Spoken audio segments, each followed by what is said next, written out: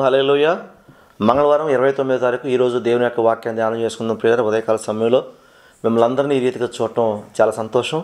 దేవుడు మిమ్మల్ని మీ కుటుంబాలను దీవించును గాక, మీ ఆత్మీయ జీవితాన్ని మెరుగైన స్థితిలోకి దేవుడు నడిపించును గాక. ఈరోజు దేవుని యొక్క వాక్యం కీర్తనల గ్రంథము 145వ కీర్తన 14వ భాగం చదువుకుందాం. అందులో ఏముందంటే, యెహోవా పడిపోవారందరినీ ఉద్ధరించువాడు, కృంగిపోయిన వారందరినీ లేవనెత్తువాడు. స్తోత్రం కలుగును గాక. యెహోవా పడిపోయిన వారందరినీ ఉద్ధరించేవాడు, కృంగిపోయిన వారందరినీ లేవనెత్తువాడు అని చెప్పేసి దేవుని యొక్క వాక్యం సెలవిస్తుంది. కాబట్టి దేవుడు ఎప్పుడు కూడా పడిపోయిన వారిని స్థితిలోకి వదిలేయడు. పడిపోయిన వారిని మళ్ళా తిరిగి ఆయన ఉద్ధరిస్తాడు. ఉద్ధరించడం అని అంటే మళ్ళీ సరి చేస్తాడు.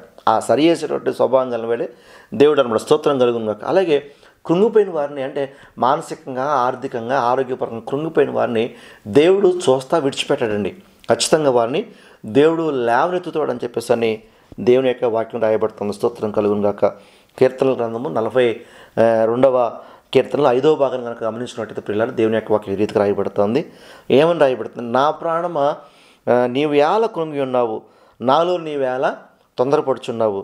దేవుని యందు నిరీక్షణ ఇంచుము, ఆయనే నా రక్షణకర్తనియు నా దేవుడు అనియు చెప్పుకొనుచు ఇంకనూ నేను ఆయన్ని స్తుతించేదను. కీర్తనకాడు అంటున్నాడు, నా ప్రాణమా నీవేళ కృంగి ఉన్నావు, నాలో నీవేళ తొందరపడుచు. ఒక్కోసారి అండి మన మనసు మనం తొందర పెడతా ఉంటుంది, మన హృదయం మనల్ని తొందర పెడతా ఉంటుంది. ఎందుకంటే ఒక రకమైనటువంటి భయాందోళన, ఒక రకమైనటువంటి మరి ఆలోచన అలజడి హృదయాల్లో లేగుతుంది. ఎందుకంటే మన పరిస్థితులను బట్టి, మన పడిపోయిన స్థితిని బట్టి, మన కృంగిన స్థితిని బట్టి మనం ఇంకా తిరిగి లేవలేమేమో, మనం ఇంకా మళ్ళీ బ్రతకలేమేమో, మనం ఇంకా సర్వైవ్ కాలేమేమో అని చెప్పేసి మన హృదయం మనల్ని ఏం చేస్తుంటే వేదనకు గురి చేస్తూ ఉంటుంది.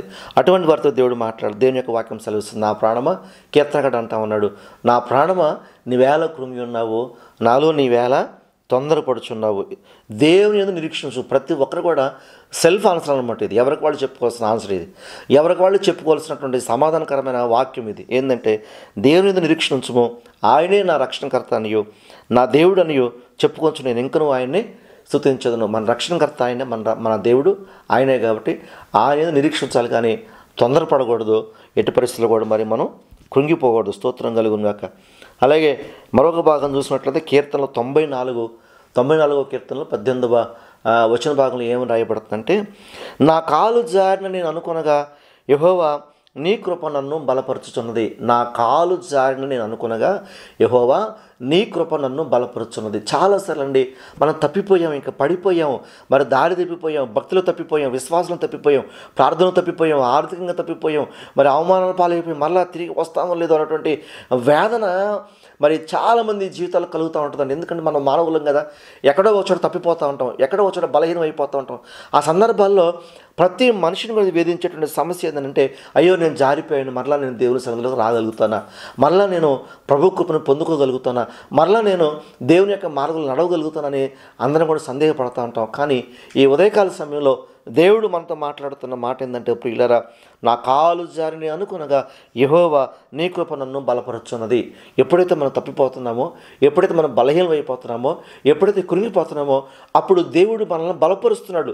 దేవుని కృప మనల్ని బలపరుస్తుంది. కాబట్టి తిరిగి మరలా మనం సంఘంలో నిలబడుతున్నాం, సమాజంలో నిలబడుతున్నాం, మన కార్యక్రమాలు మనం చేసుకోవడానికి దేవుని కృప మనకు సహాయం చేస్తుంది. ఒకవేళ మనం చేసేటువంటి బలహీనతల్లో, మనం చేసే పొరపాట్లో దేవుని కృప మనల్ని బలపరచకపోతే, దేవుడు మనల్ని తిరిగి లేవనెత్తకపోతే, దేవుడు మనల్ని ఎక్కడున్న వారిని అక్కడే వదిలేస్తే, నిజంగా ఈరోజు ప్రియులారా మనం ప్రార్థన చేయలేము, సంఘంలో నిలబడలేము, మనుషుల మధ్యలో నిలబడలేము నిస్సందేహంగా.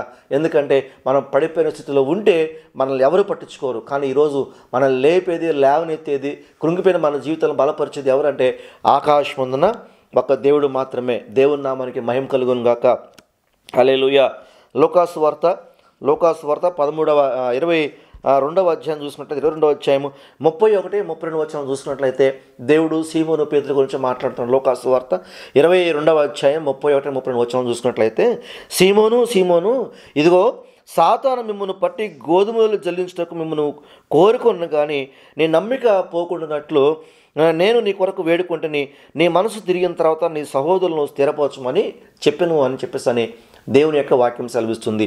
అండ్ అపవాది ఎప్పుడు కూడా మనల్ని ఏం చేస్తుంటేనంటే మన జీవితాలని పడగొట్టాలని, కృంగదీయాలని, మరలా తిరిగి లేవకుండా చేయాలని, భక్తులను మర్చిపోవాలని, దేవునికి దూరంగా ఉండాలని, దేవుని యొక్క సన్నిధిని పొందుకోకుండా, దేవుని యొక్క చిత్తాన్ని నెరవేర్చకుండా, దేవుని మార్గం అనుసరించకుండా మనకి ఒక గిల్టీనెస్ని కలుగజేసి అది ఏం చేస్తుందంటే మనల్ని దూరంగా నెట్టివేసే ప్రయత్నం చేస్తాయి. అటువంటి వారి గురించి మాట్లాడుతున్న మాట ఏంటంటే, సీమోను ఇదిగో నీ కొరకు నేను ప్రార్థన చేశాను, కాబట్టి ఇప్పుడు నువ్వు స్థిరపడిన తర్వాత, నువ్వు కోలుకున్న తర్వాత వెళ్ళి నీ సహోదరుని స్థిరపరచుకొని చెప్పేసి అని దేవుని యొక్క వాక్యం చాలా తేటగా రాయబడుతుంది. దేవుని నామానికి మహిమ కలుగును గాక. నిజంగా ప్రియులరా, ఒక్కోసారి మనం పడిపోయి ఇంకా మనం దేవుని సన్నిధికి రాలేము. పేతురు అలాగే వెళ్ళిపోయాడు, నేను వెళ్ళి చేపలు పట్టుకుంటానని వెళ్ళిపోయాడు.